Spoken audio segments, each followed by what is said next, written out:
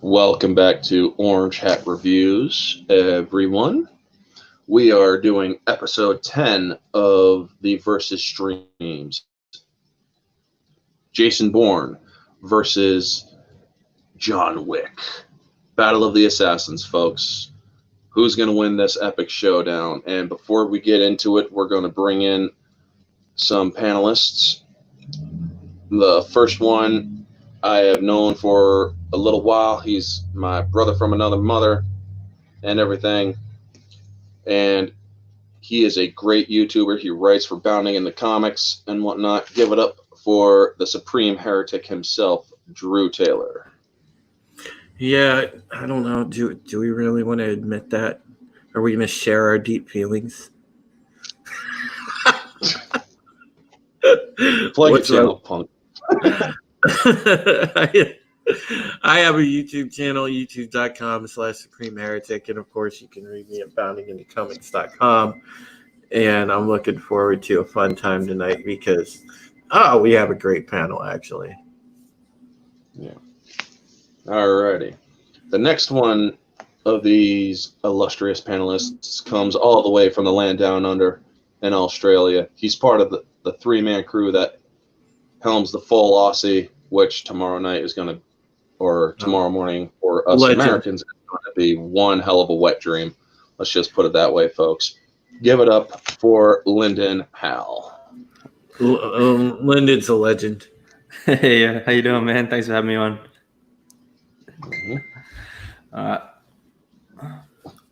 My channel is a little bit of news, sports, gaming. It's going to be a bit more, and I am super excited for this one. I've just rewatched the movies, and I just want to get into it. Fucking let's go. Let's go. Right. The next one is a good little channel, and he's actually been doing some great content recently. He helps and does live streams with Drew. He'll write you a prescription for entertainment. Give it up for the Script Doctor, folks. Hello. Thank you so much for having me on tonight, Orange. It's been a while, but my word, this is going to be a fun night. Yeah, it will. Yes. And let's say Script Doctor is a Hollywood legend, and stop lying, Drew. You know, he is one day going to be the man that is synonymous with all great content that comes out of Hollywood. So what's your channel about, Script? I just do movie and television reviews. I'm just currently doing a backlog because during the lockdown, I sadly did not have a lot of privacy to myself to do some recording and editing as I had to entertain my girlfriend. So now that we're all back to work on full-time hours, I've got my Mondays free, so I can actually start doing some editing. So I'm just kind of hitting the ground running, and hopefully in maybe a month, hopefully a little less, I'll start having a nice back catalog to drop on a weekly basis for everyone to catch up with, for me to catch up with them for some new reviews and topics about the subject of writing, storytelling, and character development. Nice. Alrighty. And our next panelist, hopefully one other will be joining us tonight, but our next panelist currently is a fairly new channel. He's going to go places with this one. Everybody, give it up for Runner Studios. Hello, everyone. Yes, as you heard from Orange Pad Reviews, I have a new channel. I'm fairly new to the YouTube stuff. I'm uploading clips of some of the live streams I've been on lately and stuff. Just trying to see. I'm trying to see what works. You might find me on other live streams as well. Follow me on Twitter, all that good stuff. And yeah. Alrighty. And if My Nerdy Home, Stephanie from My Nerdy Home, does want to come on, she has the link. And with that, folks, we are going to get into this versus stream. We always start with a little background from each character. And we're going to start with the newcomer because John Wick has already been on versus streams before. He was on the very first one with versus the accountant, which was a good fight with those two as well. Now, Jason Bourne, who was born David Webb, basically was thrust into the CIA and groomed for the CIA after his father came up with the idea for Treadstone. And if it wasn't for certain individuals within the intelligence community basically coming to him, grooming him and whatnot, and then basically giving him every incentive to join, he wouldn't have actually gone in, I don't think. And since he was trained to be one of the top spies and assassins the CIA has ever seen. They have tried to kill him several times and have failed miserably to the point of absurdity. I mean, this guy is, when he's contacting the CIA folks that are on his tail, he's looking at them and he's scaring the crap out of them like, well, where are you right now? Oh, I'm in my office. Well, that's weird. Why? Because if we were if you were in your office, we'd be having this conversation face to face. That was just like one of the best scenes in Bourne Ultimatum.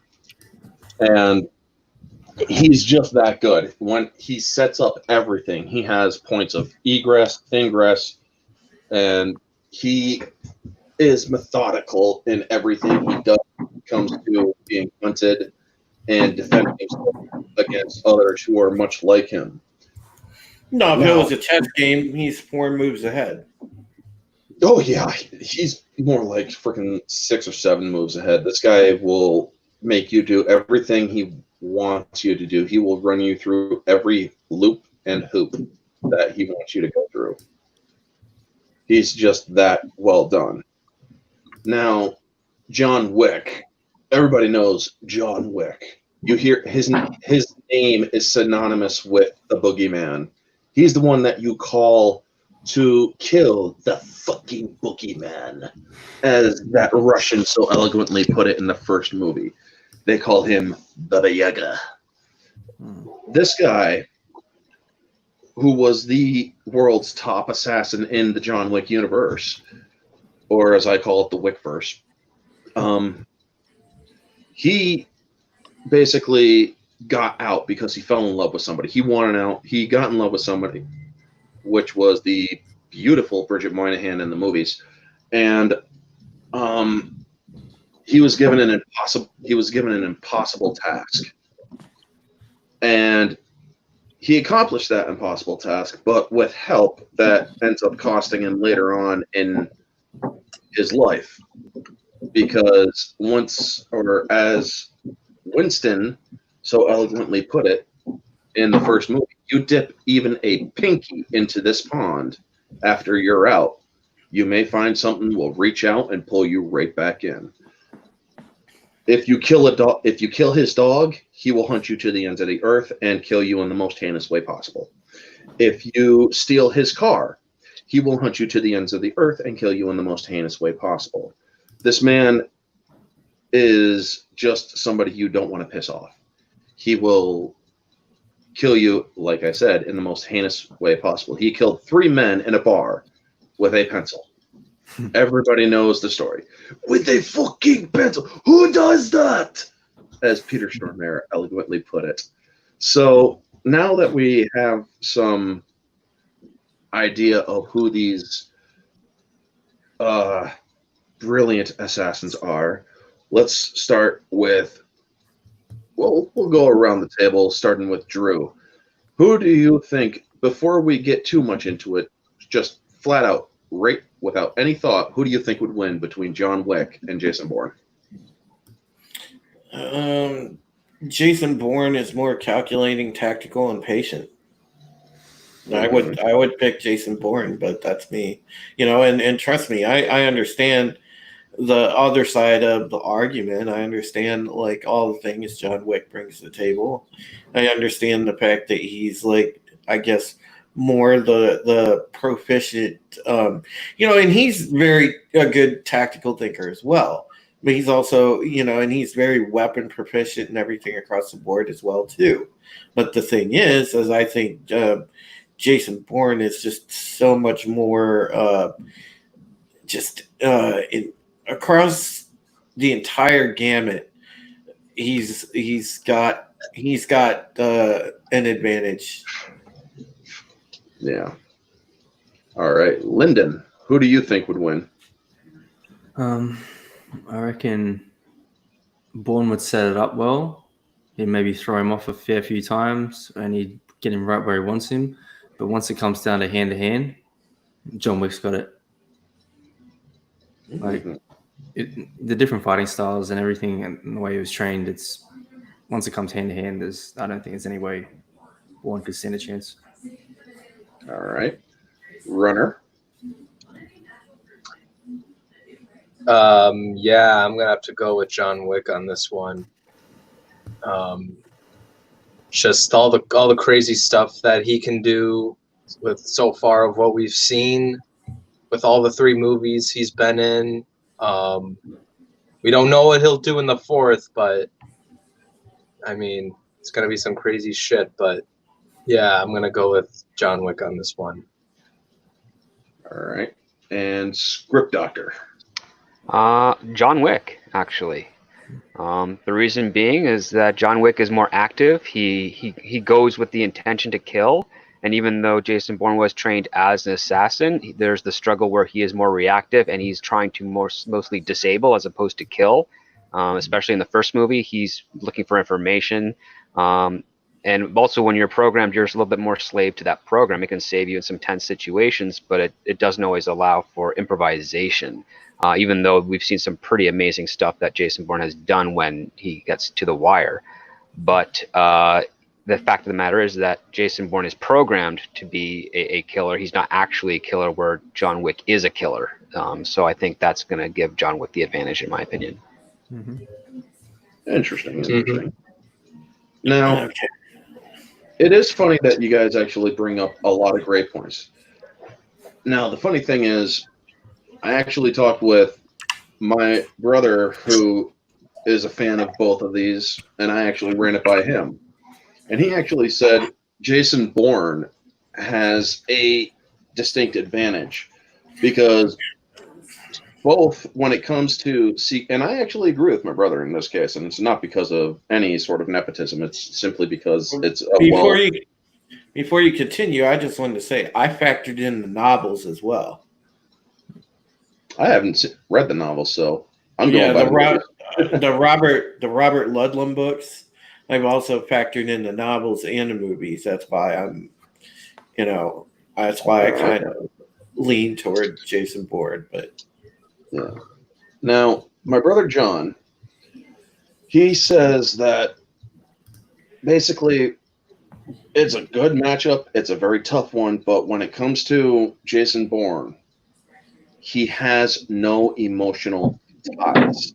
When he is doing what he is doing, he has no emotion. He has no problem doing what he has to do. Yes, he will disable, but we are putting him in a life or death situation, so he will kill if he has to. We all know that he has no problem doing it.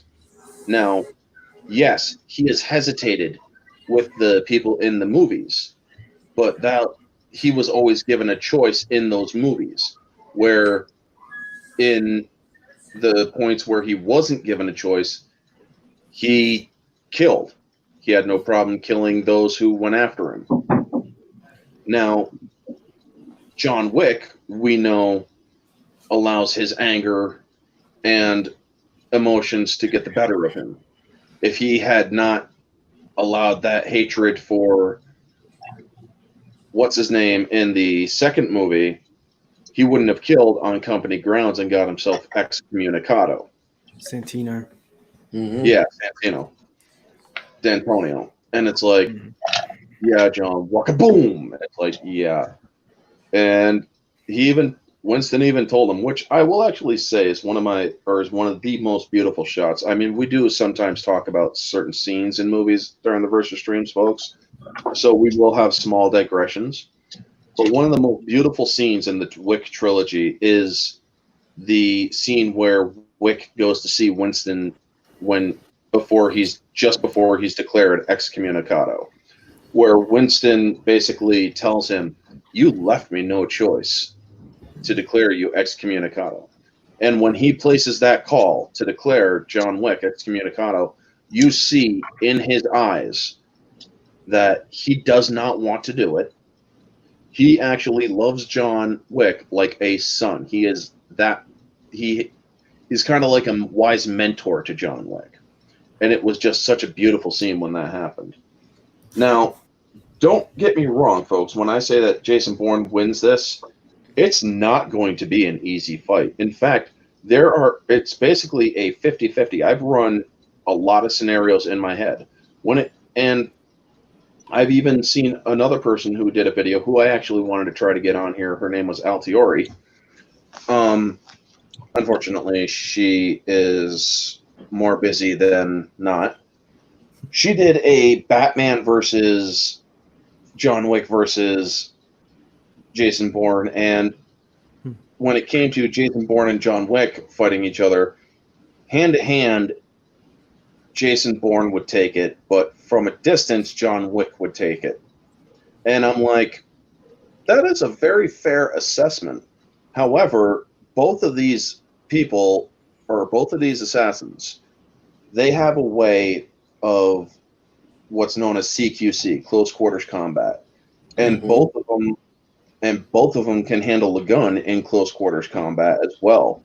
Jason Bourne's style for close quarters is mostly melee weapons, but if he does have a gun or the other person has a gun, he will go for that gun to dismantle it.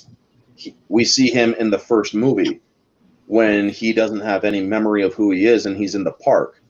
And the second a person puts their nightstick on him, he just completely demolishes them, has the gun out, and then he's like, what the hell? And just destroys the gun, basically dismantles it in pieces, and then just runs.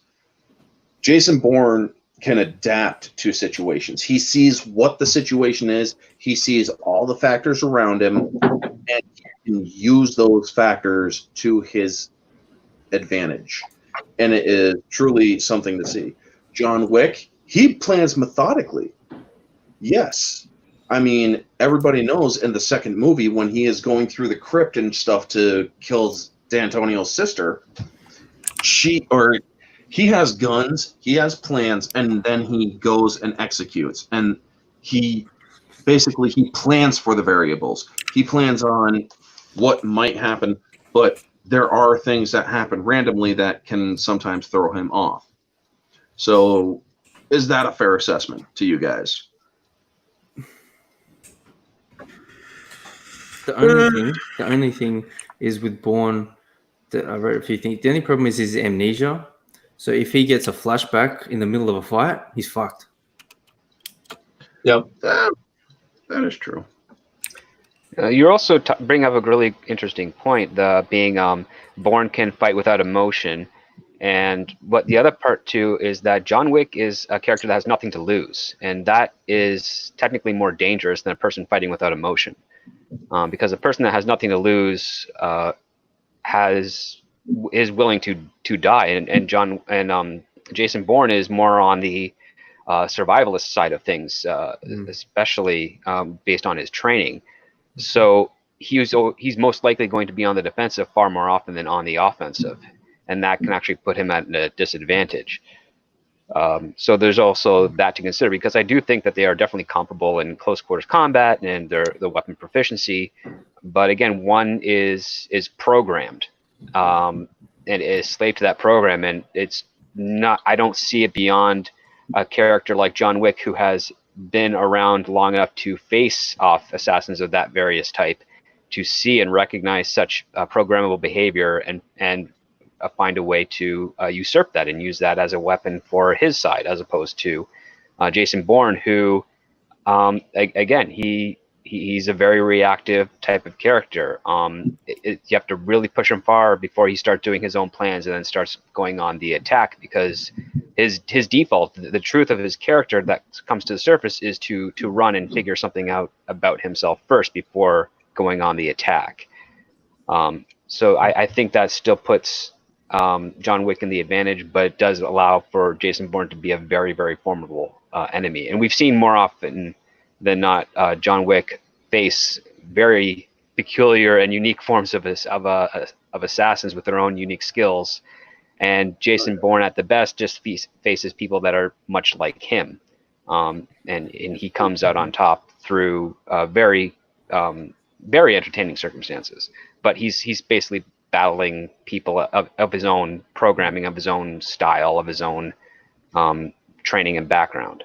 And even less like he's not usually going after a guy like John Wick, which is a bit more methodical, a bit more from a completely different type of world. Jason Bourne is the type of guy that goes after political targets. We haven't really seen him go after that type of mercenary type of person who's been able to survive decades in this environment. Very good point. You were saying something, Lyndon? I say, well, the people he fights, most of them are either CIA subsets or contractors or offshoots, or mostly police. Yeah. So basically, it's a fair assessment to say that you guys are basically saying Bourne hasn't had a challenge against somebody who is not in the company or the government, so to speak. So that is, you got a good point there. But what are the odds that he can adapt to the circumstances? Well, he failed his mission, so obviously he can't. He failed it. Yes, he failed. His conscience allowed him to fail his mission. Yeah.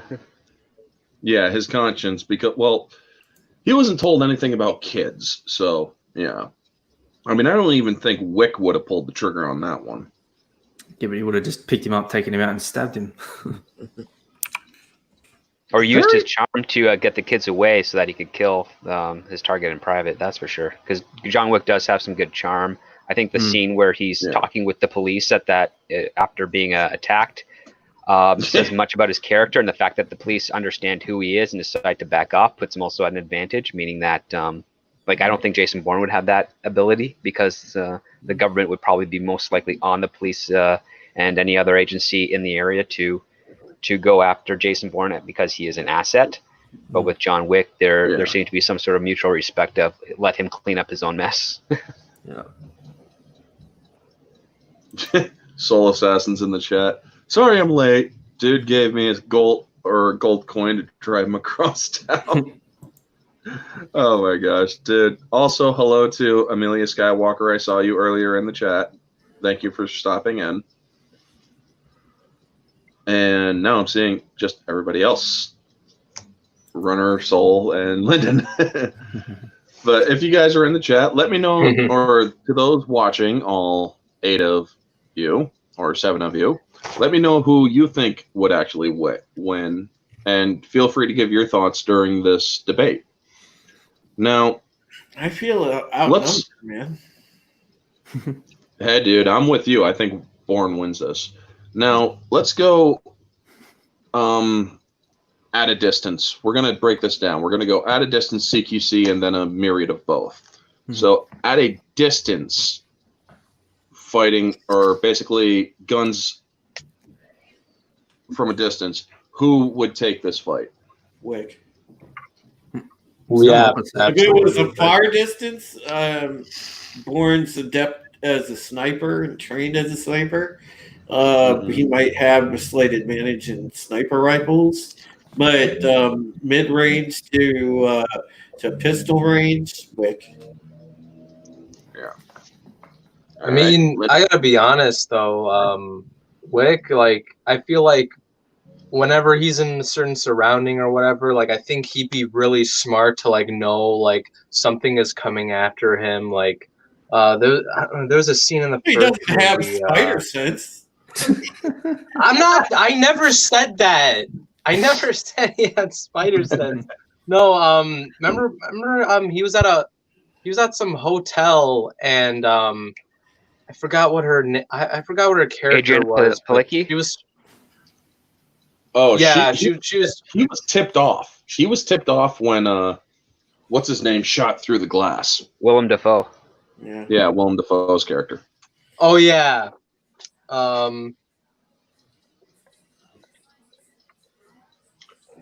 But also just and this is a quote from the third movie, which is also from another movie that Keanu Reeves was in, Guns, lots of guns, from Yeah. The Matrix. Mm-hmm. So I'm thinking like, well, the whole gun thing, I mean just the third movie, he uses like almost every gun like he has in that safe from the last part, like the third act of the third movie. Well, Pretty much, yeah. to steal another Keanu Reeves line of dialogue from another movie, if Jason Bourne was sniping, Keanu Reeves' reaction would be, "Whoa." Probably after he got a bullet through the head. After? Oh, people have been known to talk after depending on the caliber. Let's be fair. I mean, if it's a 50 caliber, he won't have a mouth to say "whoa." So, I mean, those are Look at Bourne's movies. He's setting it up from afar all the time. There's no way. Like, he would have Wick spotted, and he would set him up to have him right where he wants to be from a distance. But then when it gets down to it, if the hand, like close combat, I don't know. Well, to be fair,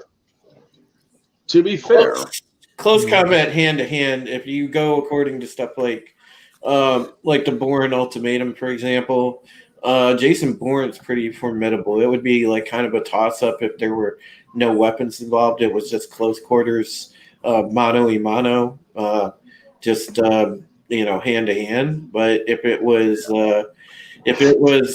mid to pistol range gunplay, I give it to John Wick on that one. Mm-hmm. I mean, like I said, when it comes to hand to hand and with weapons, Wick, he is a basic, or they call him the master of gun fu, because the way that he handled the people in his house when they first went to kill him in the second movie when he was going after D'Antonio, and the third movie when everybody was trying to kill him, he stops with one. He uses one arm basically to block and to grapple and whatnot, and then just goes for the body shot with his pistol. Now, that's an offensive tactic. Where Bourne, if a person has a gun, he'll go straight for that gun and move to dismantle the gun.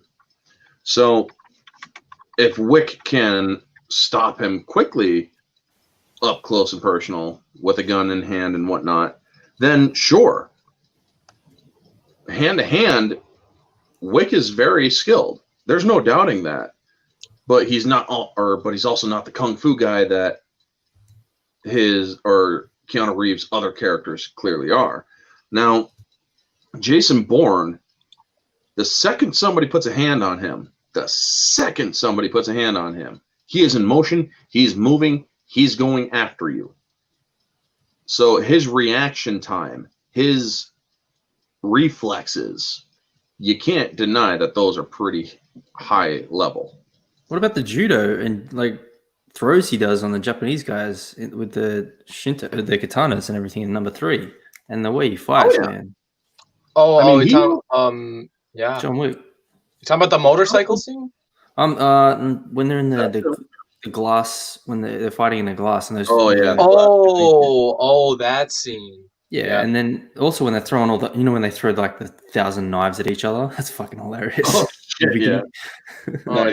Basically. It's like, oh my gosh. That was the beginning of the third movie. Mm. Yeah. I mean, yes, Wick is extremely skilled, but don't get me wrong, folks. I just think that Bourne could take it. His adaptability. And yes, even Wick has an adaptive quality to him. I mean, when people are coming at him with swords and shit, what does he do? He takes off his fucking belt. He kicks the shit out of him. When you got a freaking like 900-pound sumo wrestler trying to kill you with a silencer, well, he handles that guy. When you got a chick playing a violin, I mean, he is very adaptive to very different people. You are all very correct on that. So yes, there are many different ways that he could win this. So this is indeed a good topic. John Wick is also a few inches taller than Jason Bourne, so he's got reach and height as an advantage as well.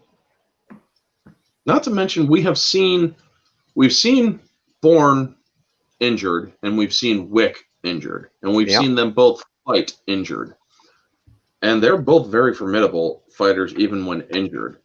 So that's also an interesting idea. How would they hold, or because there are people that just won't stop even though they're injured. They'll grunt, they'll be like, damn it, ow, fuck, shit, and whatnot, but they'll still be going at each other. There's also the other aspect to take into account, which is that John Wick did something to earn his way out of the industry and also not be hunted, where Jason Bourne he's definitely been formidable, but the response to his actions has always been he has to be exterminated for the corporation's safety. They're not going to leave him alone, and if they are confident enough in themselves that they feel like they can keep taking him down, there has to be something said to that. Whereas the industry that John Wick comes from, once he earned his way out, people are like, we should not be messing with him ever again, and we see in the subsequent movies why that is. Yeah. Mm-hmm. Like if the mercenaries can learn a lesson, but the people that train Jason Bourne can't, that does speak some evidence as to how they see that character and how they see themselves in more of an advantage to keep trying over and over again. Yeah. I mean, that is a pretty interesting take too. That's a good point, Script Doctor. Damn. Yeah. I don't know. I want to throw in the thing because I kind of look at it like how I rate quarterbacks, and don't forget Jason Bourne also beat somebody with a phone book before in the hand-to-hand combat. So there is. Wick killed a guy with a phone too, or not a phone book, or not a phone, but a book. I mean, that big fucking giant. Oh, in the library, right? Yeah, he's an NBA player. Yeah. So I mean, there's that, but I don't know. I also, you gotta look at the intangibles because there's this thing thematically in the Bourne movies where it seems like Jason Bourne has an uncanny sense of having luck on his side a lot. So there's that too. So you can't discount that as well. But even your luck runs out too. I mean, when he was in Supremacy, when he was in Russia, he thought everything was said and done, but Carl Urban's character shoots him in the freaking back or shoulder and whatnot. And it's like, yep, we ain't done, motherfucker.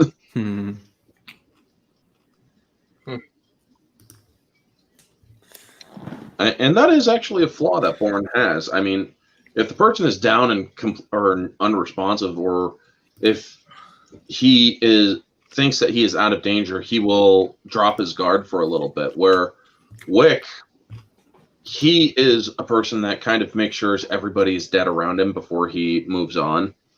So it's definitely a flaw of Bourne in that particular instance. Do we also have a kill counter in comparison to what the kill counter is for Jason Bourne in the first three movies compared to the kill counter of John Wick in his first three movies? Oh, it's got to be Wick. Come on. Oh yeah, it's gonna be Wick because I was gonna say Bourne wasn't killing, or Bourne didn't kill unless absolutely necessary. Exactly.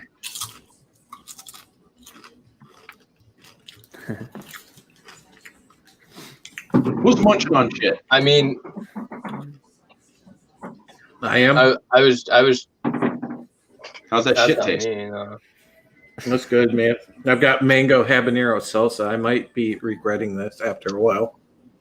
Oh yeah, you're gonna be on the toilet all night. Make sure you call John Wick to clean that shit out. No, I need some of Stephen Welton's best brew for the cleanse.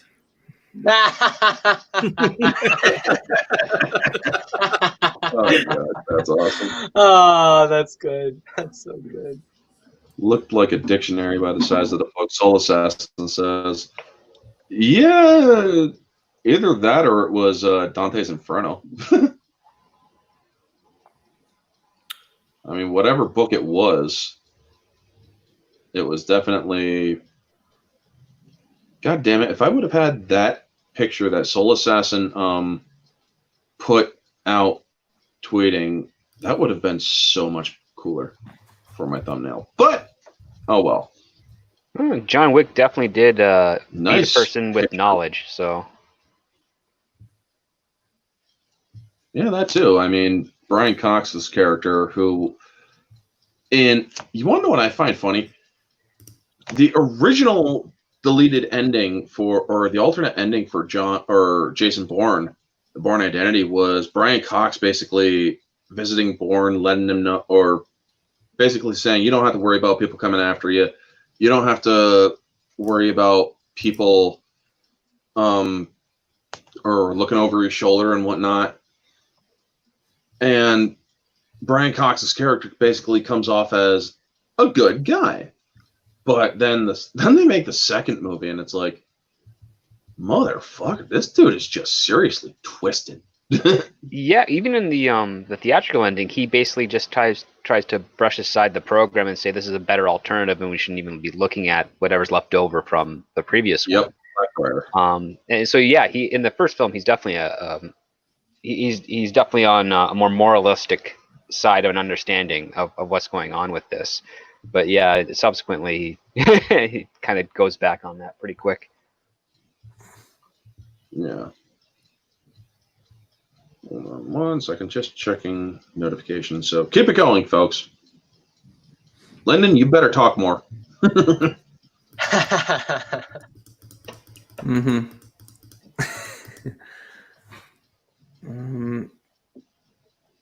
Let me think. What was? Hey, Orange. Yo. What about what about Jason Bourne and John Wick versus Antifa? Jesus Christ. I'm gonna go with Antifa is extinct. It's a team-up movie. Yeah, there you go. That's how you end Antifa, pretty much. I mean, basically, the way I see that, Antifa's charging at them all, and you see John Wick, or the backs of John Wick and Jason Bourne basically giving each other a fist bump. You take the ones on the left, I'll take the ones on the right. There you go. So Antifa would run away screaming. They already run into it screaming, like nothing changes. Yeah. I mean, shit, they would probably see John Wick and Jason Bourne, and they're like, oh, look, it's Matt Damon and Keanu Reeves. It's like, oh, fuck you, we're not. Who are these Reeves and Damon people you're talking about?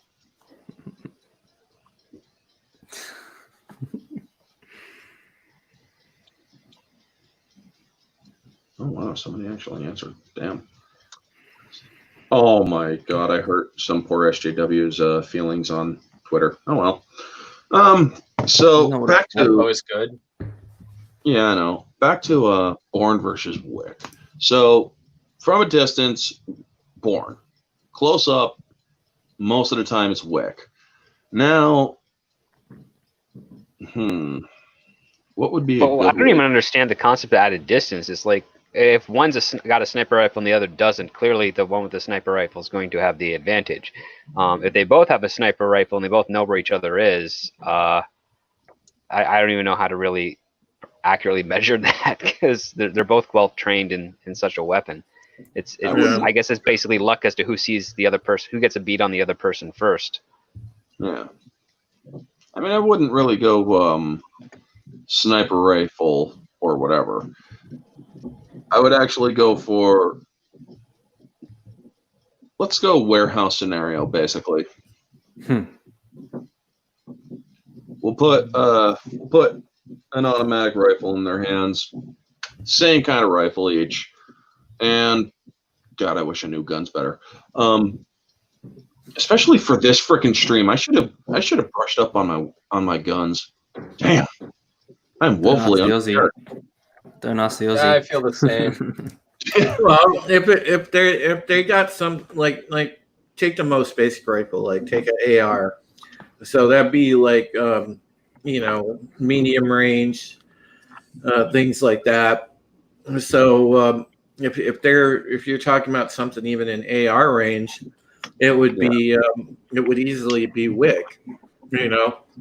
Soul Assassin says SMG with scope. Okay, so if they're using like MP5s, for example, something like that, still, it's John Wick. He's got the better gun knowledge and natural affinity for using any type of gun. So I think that he has the advantage there. I think John Wick won't shoot until he knows he has a clear shot, where Jason Bourne might. Well, we've seen him more often than one basically shoot suppressing fire in order to try and manipulate where a target can go. So I think John Wick would probably try to basically let Jason Bourne run out of ammunition, or at least get reduced ammunition, so that if they were into a face-off, where they're exchanging fire like at the same time, John Wick would have the advantage just in number of rounds for shots to hit and opportunities, where Bourne would have already emptied a few of those rounds just to get him in position. Yeah. Plus, SD. Don't forget that we've seen Jason Bourne use that tactic where he'll shoot to distract, to try to change the enemy's attention for a minute. So he'll waste a bullet or two on a distraction shot. So there is that as well. Yeah, there is that. He did that in the first one to draw out what's his name? Clive Owen, yeah. Mm-hmm. Yeah. Got him right in the shoulder. Yeah, that's where he'd win. See, that's the scene I was thinking of. If Wick was in the field, he'd be able to target him, draw him out, I reckon, and then take him. Yeah. Now, here's another interesting scenario. And gosh, I'm probably going to go to hell if I say this in front of a bunch of SJWs. Who would win in a crowd? A car? John Wick, because I don't think he likes collateral damage, but he's not above collateral damage. Yeah. Anybody else? I mean, we've seen John Wick in more crowd combat situations, I think, than Jason Bourne. I mean, one of the staples of the movie is the fact that Jason Bourne's in the one-on-one stuff, and with John Wick, it's always the insurmountable odds against him. So, well, Jason Bourne has fought against more than one person. That is true, yeah. But like the staple is like yeah, and other with cops and whatnot. I gotta say though, Alicia Vikander was very hot in that movie. Oh, is that Alicia Vikander? Yeah, Alicia Vikander. She was hot in Jason Bourne, and Jason Bourne just basically freaking fooled her very well in that movie. It's like, or do you want to, or come back and it's a different place and whatnot, and then she basically, or he just shows her exactly what she said to the other guy. It's like, well, if he doesn't come in, I'll kill him, or he'll have to be killed. Oh, by the way, you might want to support me because, well, I got a lot of leverage on your. It's like, damn, you are such a saucy flirt when it comes to leverage. I mean, you're not afraid to just completely fuck over the entirety of Washington, D.C. to get what you want, are you? But yeah, if this was an espionage game, definitely Jason Bourne would have it. But if this was out and about contracts and whatnot, I'm trying to figure out how would a scenario arise to bring these two together. Would it be a contract? Would it be what? It's a good question. I mean, it's not outside the realm of the possibility for the CIA to hire John Wick to take out Jason Bourne. Exactly. I mean, if we were writing Like a desperate attempt. Like everyone from Treadstone that they've sent after him has failed. So now it's like, okay, let's go after him with a mercenary. Yeah, that's exactly like the first thing you would think of. Me and you are on the same page, script doctor. If we were writing somehow this crossover from scratch, if we were putting together a script, that would be like the basis of the story right there. Well, I just don't buy that John Wick would take the contract on that alone. Because again, like his journey is to basically be out of this industry. He doesn't want it anymore, and because that one Russian kid wanted his car, killed his dog, it kind of pulled him back in, and now he's just stuck fighting his way out again. So finding an interesting, like setting it up as a premise of another insurmountable task to get him out once more through the aid of the U.S. government, that'd be an interesting take.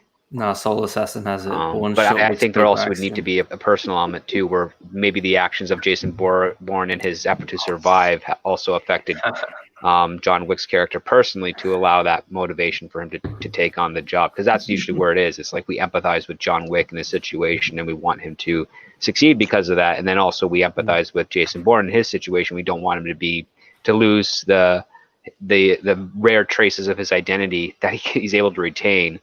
And be used solely as a weapon for special interests within the government. Yeah, but he volunteered. Yeah, but he also changed his mind too, right? You're talking about Wick or Bourne? No, Bourne, yeah. Yeah, Bourne chose, or he volunteered. Yes, he got the training. Yes, and yes, he got that programming, so to speak. But he also broke his programming. Now he can't. Yeah, he can't bitched out. He basically will always have that training, and it has served him better than even their newer generation programs. I mean, he makes anybody who is from the newer generation programs look like a base novice. I mean, that is also something that can't simply just be put aside or denied. All right, yeah. How are you doing, Matt Mardigan? What up, Mardigan? Maybe because they don't use torture to fucking train people anymore. Yeah. Oh my gosh. Some idiot is freaking blasting fireworks in their backyard. It's like, go to bed. It's fucking almost 10 o'clock here. Go to bed. Also, 4th of July is over, goddammit. Who goes to bed? Yeah, 4th of July. 4th of July was like two weeks old, almost. Yeah. And now there's this huge spider building a web by the TV, which is going to piss off a lot of other people later. But anyway, sorry, I'm slightly distracted by all the happenings around me right now.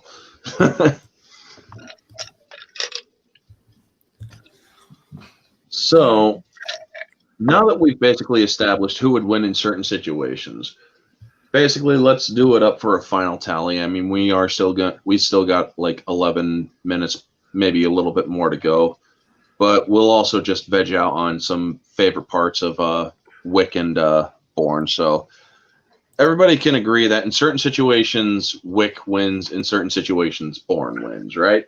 Yeah, but yeah. I think John Wick takes it overall because that seems to be the consensus. Yeah. So, oh man, we converted Drew, guys. Well, now we got on Wick. No, I'm still firmly in Jason Bourne's corner, but I mean, John Wick takes it in important areas. So, I mean, Tactically, I still think Jason Bourne's better, but You know what? Imagine if Bourne ends up in freaking John Wick 5 when he's going after the high table, because I believe John Wick 4 is going to be him covering the impossible task that they laid out for him actually getting out of the system, because they did say it's going to be a prequel instead of a sequel. Well, they were playing around with that being a television series, a few seasons of John Wick getting out. I don't know if that's still going to be the case, though. Oh, I've heard of this. yeah. Call the cleaner Bourne done for. I remember hearing that before, and I don't know. Yeah, they were going to do a series, put it into production once they finished with John Wick 4, and apparently the idea was that they would be doing a movie during to release a movie every 2 years. So every 2 seasons, they would release like a current timeline movie and then go back to the prequel series. Interesting. Yeah. I mean, I gotta say that. What? Go ahead. Yeah, what movie is? I was gonna say, like, what movie is not gonna have a show? I mean, we already heard that. Robert Pattinson's Batman's gonna have some cop spinoff show, which is pretty much Gotham. I don't know why you need to. They Yeah, probably like that. They probably won't do that because everybody hates the cops now. No, the premise of the show is about how the cops are corrupt and what led to their corruption. And the reason HBO Max is doing this is to keep the conversation going for their DC franchises. So you have the Batman released in theaters eventually, maybe not, who knows. You have it released, and once it does its run, they then segue into the television show, which will be a weekly show, and that will cover your fall and spring seasons. And then they'll have another DC movie that somehow connects to the police show, and it just basically creates an ever-running machine of advertisement and conversation for their franchise. So, I mean, that's the strategy. That's what Disney was doing when they started with Marvel's Agents of S.H.I.E.L.D. and Agent Carter. Those first couple seasons, I think, coincided with the movies at that time, like Avengers and then The Winter Soldier. And then afterwards, there was a big behind-the-scenes issues occurred, and then Agents of S.H.I.E.L.D. went its own direction where it didn't actually correlate with the movies anymore. And the Netflix series, also the same thing. All of them reference the Avengers attack on New York in some regards, but then that was the last of it. But now with Disney Plus, WandaVision, and the Winter Soldier and all that stuff, those are definitely going to be connecting to the greater MCU. And HBO Max is doing the same thing with Batman. And also, this is an original formula. They brought this in 2018 for their Bene Gesserit companion series to Dune. So this seems to be like a formula that AT&T, HBO Max, and Warner Brothers are going to be trying to enact for any potential franchise they have, just to keep it constantly in the conversation and chats at the water cooler. Yeah. All right. So now let's get into favorite moments of the movies. Drew, what's your favorite moment in the John Wick movies? Oh man, I don't know. I just overall, I mean, I enjoyed them for what they were. I didn't necessarily have a particular moment.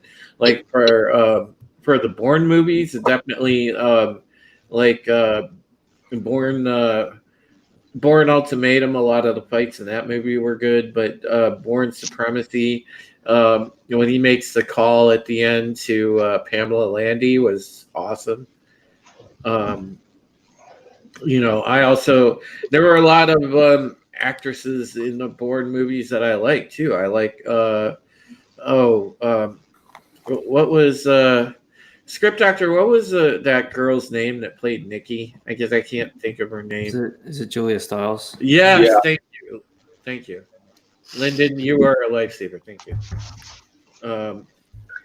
Julia Stiles was good. I liked her character. I was sad when she got killed off.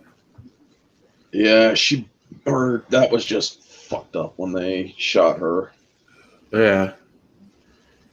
But they gotta make Bourne like miserable all the time. Like he can't find a chick that he likes and keep her.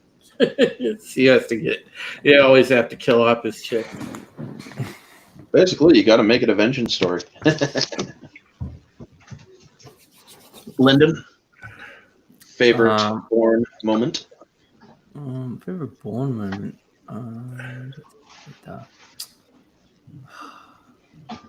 I got a favorite Wick moment, which was when he slapped the horse and then the horse kicked the dude in the face. Yeah. And then he's dragging him that along. was a good one. And he's dragging him along while he's riding on the horse. I'm like, oh wow, that's a pretty decent kill. Bourne, man. Oh, when he took out those cops when they didn't know who he was in I think Naples. He just left them. He's like, yeah, thanks, see ya. Yeah. Nice. All right, Runner. Have you seen all the movies and whatnot? I've seen all the John Wick movies. I have not seen all the Bourne movies. Well, out of the Bourne movies that you have seen, what's your favorite Bourne moment? See, I don't know. I mean, both franchises are really tough for me. I really like the action stuff because, you know, that is kind of the key point to those movies. Like John Wick, for example, like 3, I think, to me is like the most like impressive with like the action scenes. Like there's not one I could think of that I don't like. I think they're all great. Like the motorcycle scenes, the knife throwing, the third, like the last part of the film where they're just, like the katana stuff. I mean the freaking was it with the bank or whatever it was I forgot what it was. It was like the third. It was all dark. You talking about Wick? Yeah, I'm talking about Wick. Yeah. Yeah, when they were in the Continental, when they shut the lights off and they were all coming in. Yeah. That's the one. Yeah. Yeah, you got the 12 gauge. You fucking blew his head off. Fucking hell. Yeah. That was crazy. That was crazy as fuck. One of the craziest thing, or actually, I'll get to that in a second. Script Doctor, favorite Bourne moment. I have to. It's a toss between in the first Bourne film because that's my favorite of the Bourne films. I loved him when he's discovering the multiple identities he holds at the safety deposit box. I thought that was a really cool character development scene, and his form of panic and curiosity piquing him. But I also really like the end when he just kind of asks to rent a scooter and he kind of reunites with the girl. I thought it was kind of a sweet ending. For John Wick, I really liked the conversation he had with the police officer. That just had so many layers and backstory provided in it with so few words spoken. It's just really, really effective world building in that scene alone. And I have to pair that up with how John Wick, you see him kind of grieving until he gets that dog. You see him slowly opening up and talking to the dog Daisy as you know, that first few minutes hits, and it just makes everything that comes after him getting his house broken into and his car stolen just that much more endearing to him and his new cause. So yeah, like those are the things I like more. Like the action stuff, I've seen those a billion times in my line of work. Rarely do I see something new in that regard. I look more for like the emotional stock with characters and the setups and the payoffs. I agree with you on those. Hold on one second. Sorry. I hear you, man. Right here, I'm yawning too. Yeah, I actually it's not from the conversation. It's just I've been up for a very long time. I hear you there too. My favorite Bourne moment is not an action moment, to be honest. It's one of those moments where it was the moment where he was in what's his name's office when he actually calls him and he's like, "Where are you?" "Well, I'm in my office." That's wrong. He's like, "Why is that?" "Because if you were in your office, we'd be having this conversation face to face." All the while, he's just basically taking everything he needs to get into Vosa, that's his name, his safe and whatnot. And it's like, oh, damn, dude, you just totally got yourself owned. Played him well. For a Played him well. For a second, I thought you were talking about like the show, like The Office. No. Now, my favorite Wick moment is also not, or my favorite out of all three of the movies is not the action.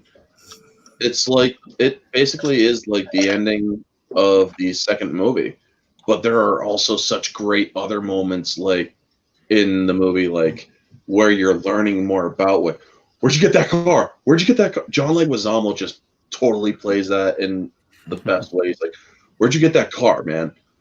Did you kill him? He's like, no, but we fucked up his dog. It's like, oh, you fucked up a dog, and then he fucking just bounces or smacks the dude. He's like, the fuck you do? He's like, I don't give a fuck who you think you are. Get that car out of my shop. You killed John Wick's dog. Understood. Like that. Yeah, like John Leguizamo owned that moment there, man. Like and then then the freaking Russian guy calls him and he's like, I understand you struck my son. Yes, sir, I did. May I ask why? Well, sir, he killed John Wick's dog and he stole his car. And then he just turned around and he's like, oh. And then he calls his son in, gives him a shot of vodka, and then just freaking gut punches him. And it's like, oh, damn, dude. You didn't let the stomach settle at all. Yep. Oh yeah, that son deserved it, and yeah, you felt no sympathy for him at all. It was pure Schadenfreude. I was thrown off when they gave him the nickname of Baba Yaga for the boogeyman, because Baba Yaga is a Russian witch with a mortar and pestle. Not really a boogeyman, but I get what they were trying to do. It's like Baba Yaga. If I remember correctly, she was basically like kind of like the witch from Hansel and Gretel, except that she had a house with chicken legs and whatnot. Yeah, so it's pretty like, much. Yeah. She worked with Krampus. I mean, I know the myth of Baba Yaga. So it was kind of just weird, but it was still interesting because, well, it's a cute little name, rolls off the tongue. It's not attached to a cute woman, I'll tell you that much. But yeah, no, but like that's the other part too. They're perfectly comfortable giving John Wick's nickname of a female character, knowing that it still doesn't matter. He's still terrifying. Comic chat, how you doing, Dan? There's J God J. J God J in our chat says he goes for Jason Bourne. Yeah. Best Bourne moment is when he calls the female agent and talks to her and tells her to get some rest because she looks tired. Then they hit the Bourne music. Yeah, that was also a good moment too. He's like, get some rest, Pam. You look tired. And she's like, looks out amongst New York. But they actually involved that in the Bourne Ultimatum because that was a pretty crucial scene in the Bourne Ultimatum. Now, Wick has chicken legs. No, so Solid Assassin, are you trolling right now, you little shit? Yeah. I mean, I'm willing to bet he does. Yeah, Baba Yaga sounds better than I don't know how to pronounce that name, and I don't even want to try to butcher it. So, anyway, folks, we are running a little over, but that's okay because we all love these movies. Now, one of my favorite moments in Wick was not just the ending of the second one, but the third one, where the adjudicator goes to the Bowery King, and she's like, "You abdicate, or in 7 days, you abdicate your throne," and he just laughs his ass off at her. He's like, "Bitch, I am the Bowery." I mean, oh my gosh, it was just so great. That adjudicator was just such a bitch. And when she tries calling Ian McShane she's like, how long do you think it click? And she's like, she's like, did this son of a bitch just hang up on me? It was just so great. Yeah, well, the best part so far about the John Wick series is that it doesn't have the partisan politics, right? Yeah. It's its own fantasy world. It's one of the few low tier popular franchises. Like, it's a very popular franchise, but when you compare it to like the bigger temples of like a Star Wars or an MCU, it's still considered, kind of off to the side, not nowhere near as huge as the legacy. But it just shows that when you have an intimate film with a decent, modest budget, and you don't have that partisan politics, people gravitate towards it. It gets a nice cult following, and it's able to be self-sustaining. It doesn't have to overinvest in its budget in order to make a lot of money back. It's very well thought out.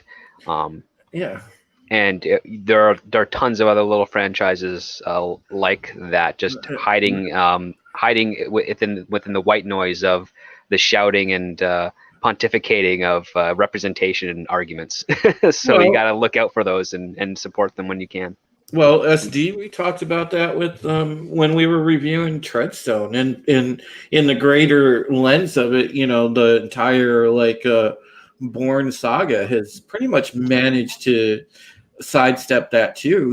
I mean, it deals with Washington and the various intelligence agencies, but you don't get that politics in there too, which is why Bourne... they walk the line very delicately, because they do have that black journalist that kind of gets a little too much of the Mary Sue-isms on her end, but you counter that with the pianist, the North Korean pianist, who our favorite character, the best character in that series. Yeah. I mean, if you ask me, I don't know. I've never seen the Treadstone game or the Treadstone show. But if you ask me, yes, politics and Jason Bourne, but the thing is, I'm not faulting that, because the politics in Jason Bourne are made up politics. They're moral politics, as opposed to they make reference ham-fisted. They make reference to certain things here and there, but they mainly keep it like the senators aren't real. These aren't real politicians that they're messing with. These are all made up characters. When you do movies or stuff nadays, you're talking about president this, or either this president or the last president. You find some sort of thin veneer to cover up the real people that they're trying to point a finger at. Yeah. When Jason Bourne, they take a corrupt idea and create a brand new character around that, and they don't identify it specifically to any party. They just say the senator's bad because he's bad or she's bad. And you don't know if they're, red or blue. And that's actually what is more important, is the individual action as opposed to the party politics. See, Black Samurai 76 says Bourne all the way. Enough said, good day. That's what he said. That's not an argument. Yeah, that's also a good scene, comic chat. But I mean, dog food. I mean, I want to stand by Jason Bourne. What I originally said at the beginning, but the thing is just when we go back to breaking it all down, I mean, if it's like if it's more like on the brute force end, and it's within Wick's range, Wick has it.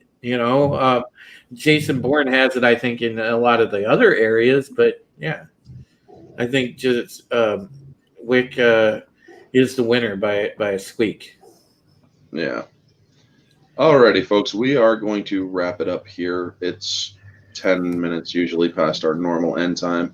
So before I do get it going, I do want to give thanks to everybody in the chat.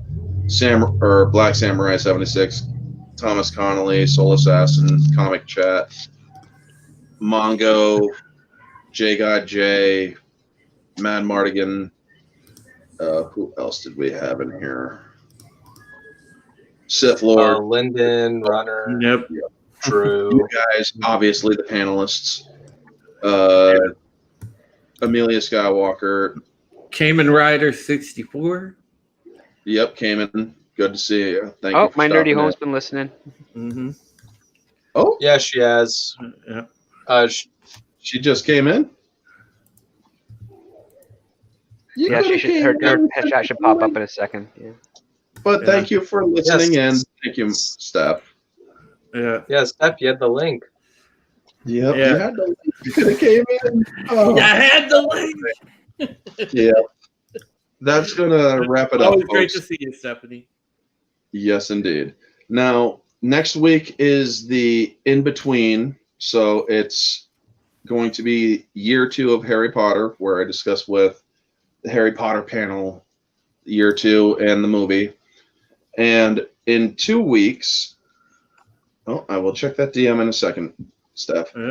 In 2 weeks, we have the next versus stream, which will be Jaina Solofell from the EU versus Starkiller from the EU. And You better have OG Star Wars on for that one. Oh, she's definitely, or she is. She's going to be on that one. Now, there has been some confusion for which Star Killer am I going to be using. I'm actually going to be using both of them basically mixed. They're the powers of both, and it's simply going to be the single-bladed wielder, which is Galen Merrick himself, versus the dual-blade user, which is the clone Star Killer. Plus, the Ohio versus Michigan tomorrow with Proper and John Talks. Yeah, nobody wants to miss that. And also, big shout out to our boy Lyndon. He and Lethal Lightning and Raging Rhino on the full Aussie.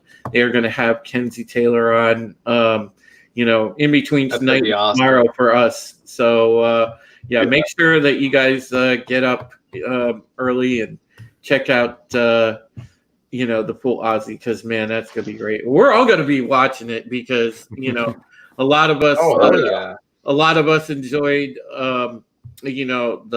what we consider the better version of Captain Marvel, and we're also just naturally we're also just naturally appreciative of hot women. So we're going to watch it intently. Indeed. Those are great points, Drew. Oh, it's truth. It is.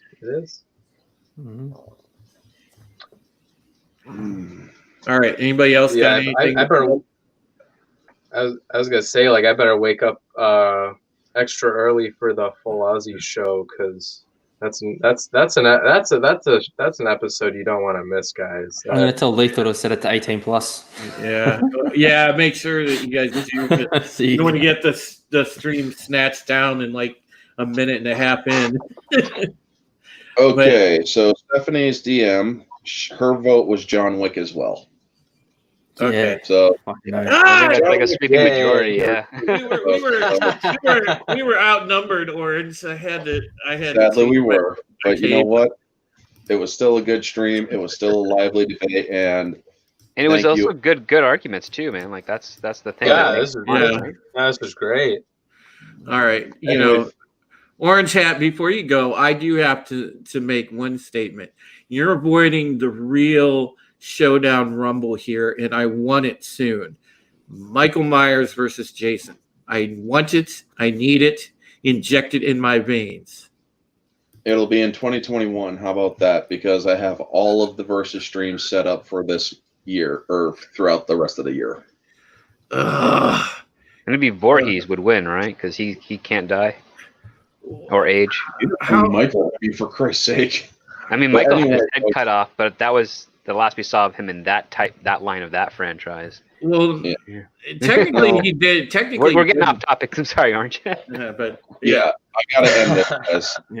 Thank you for stopping in. Make sure, if you care about women in any shape, way, or form, folks, you get your asses over to frickin' Lethal Lightning's channel tomorrow, 11:15 a.m. Eastern Standard Time for all of us Americans, and hopefully you will enjoy the full Aussie with Lyndon and Raging and Lethal, because they definitely got a good one tomorrow with Kenzie Taylor.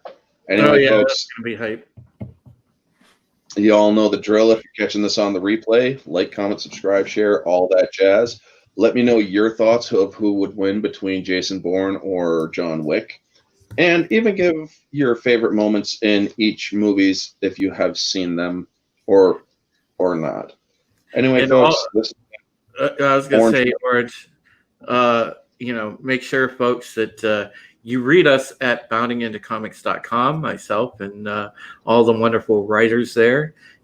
We report on everything pop culture. So make sure that you check out our site. We've got new articles up every day. Yes, definitely check out Bounding. Anyway, folks, this has been Orange Hat Reviews and Panel, and my reminder to everyone, stay humble.